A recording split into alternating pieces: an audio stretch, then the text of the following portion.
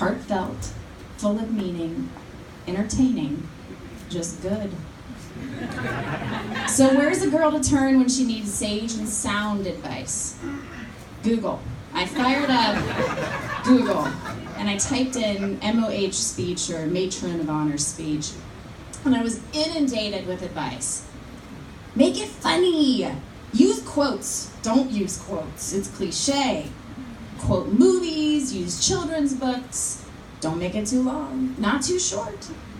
I started revision after revision and nothing was working. My husband can attest to all the balled up paper on the floor. It just, thoughts started and then stopped because they weren't getting it. And then as I was lamenting to a girlfriend of mine on the difficulty I was having, she said, Jane, don't make it complicated. You've been writing this speech your entire lives together. Just tell your story. And with that, it clicked. The simple story is my sister is my best friend. Don't cry. My sister is my best friend, and we have lived 35 years together creating that friendship. I met my sister on August 17th, 1981, a date that will live in infamy, right? It was a very exciting time for my almost 3-year-old self. Grandparents were in town, there were toys, lots of Happy Meals, which was exciting. They kept telling me about this gift that I was receiving. My sister.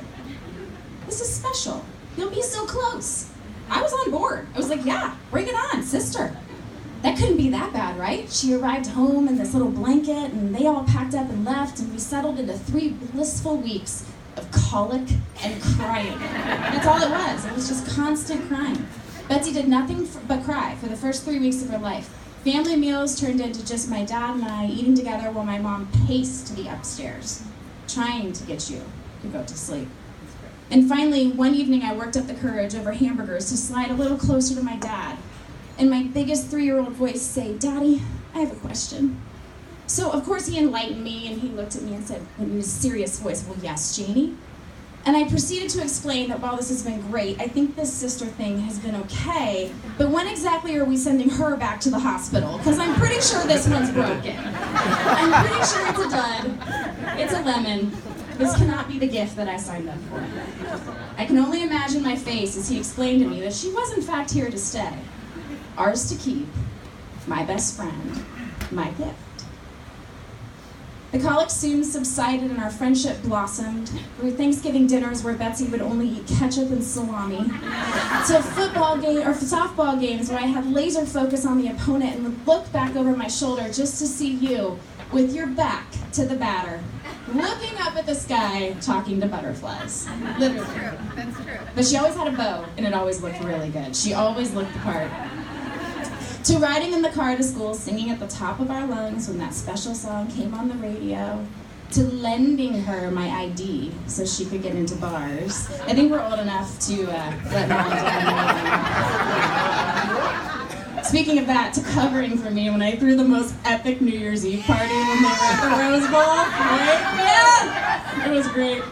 To living across the street from each other in young adulthood, to drinking glass upon glass of wine.